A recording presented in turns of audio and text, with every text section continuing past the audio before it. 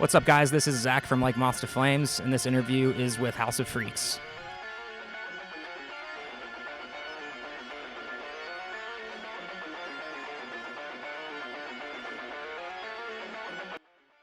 So first, thank you for taking the time to give me this interview. I would like to dive into your upcoming album, The Cycles of Trying to Cope, which would be released on May 10th. It is divided in 4 cycles, the 4 stages of survival, limbo states, fracture, dissociation, and melancholia. Can you tell me more about those cycles and how every song fits in each of them? I think with this record, it was never our intention to do a concept album when going in and writing this, but as the record was finished and we started talking with our label about rollout plans and ideas, kind of just collaborated on doing a Dante's Inferno type feel with taking, we had our singles picked out, so kind of taking the main energy or mood from each single and developing that into its own state, like you said, limbo, fracture, dissociation, and melancholy.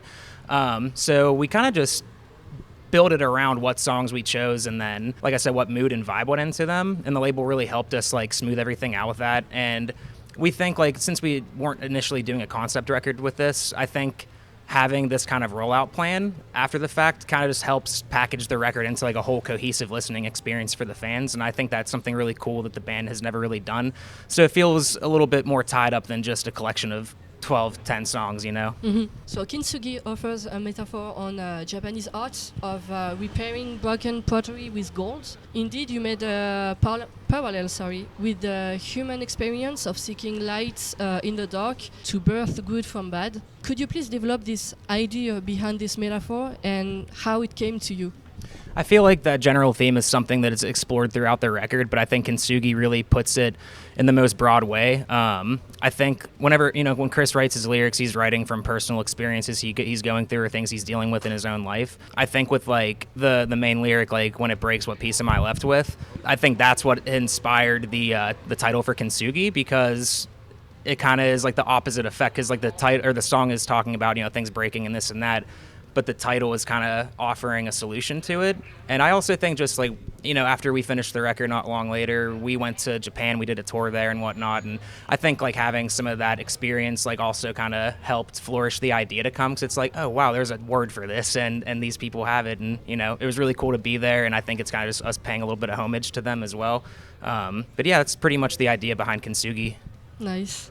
In the depths I roam, you talk about the places we go when we feel uneasy and on the edge. Did you secure your own safe spaces while writing the album, or was it more about letting it all out? I think it's a little bit of both. We spent a couple years writing these songs, in our home studios and on our off time and whatnot. So we've had a lot of time to kind of work out the song ideas. And for me personally, the band gives me a lot of creative freedom to do what I want, and I'll just write song after song after song, and I'll bring 15, 20, and then our other guitar player, Cody, will pitch in a couple, and then we'll just collectively pick what songs we want to use. So I think in that sense, I am given my own free, safe space to create how I want. And then in return, I do the same for Chris, is where, we just let him have these songs, and whatever he feels with it is what he's going to write to it. And I think that's a really cool approach, having the song set up to kind of paint a mood that song can take you. And I think it's very interesting that something that I write and set up it can make him go into a place mentally, whether it's good or bad, and his lyrics will reflect that. After several listens, I noticed that there are 2 main angles through which we can approach this album. The first is the total and definitive destruction of all emotions and body shell. And the second one is the sense of hope that our life will return to normal and things will go smoother after going through hell. Is this something you wanted to blend in this concept album? I think it's something the band kind of naturally does, and I think it shows in other releases, with Dark Divine, for example. That was a very experimental record musically for us, and I think the lyrics reflected that as well, where it kind of allowed Chris to have a lighter atmosphere to talk about different things in his life. Sometimes, even if it's a more melodic song, sometimes the lyrics still are problematic and don't offer a solution for one's problem, if that, but I think other songs are set up to where there can be some resolution and whatnot. So I think just in general, the band has always liked to play with like the light and dark ideas, and that even is reflected musically, where some songs are sonically not happier sounding, but I guess just has like a nicer melody to it, while others are on the verge of deathcore and just sounds like blast beats from hell. Yeah. Like Moths To Flames has gone through several lineup changes, but this record redefines your band, and it shows you guys are on the right path. Reflecting on those years, what has been the most challenging? I mean, everyone knows that we've had kind of a revolving door of members and whatnot, and I think it's one of those things where, you know, sometimes you see fans be like, oh, how are they going to do this without X member? How are they going to continue to write without this person or that person? And a lot of the times people don't know what happens behind the scenes and whatnot. And like, as some of those people did contribute a lot, there are others that didn't contribute much at all. And, you know, I've been in the band for 8 years or so, and a lot of the writing in those past 8 years has been from myself. So Like Moths has had a very rooted sound since then, but people don't always know who's behind the scenes doing it. So, you know, whenever you see original people start to go or this or that, one might think that something like that is going on, but in reality it's a completely different picture, and like there are other people behind the scenes making stuff happen.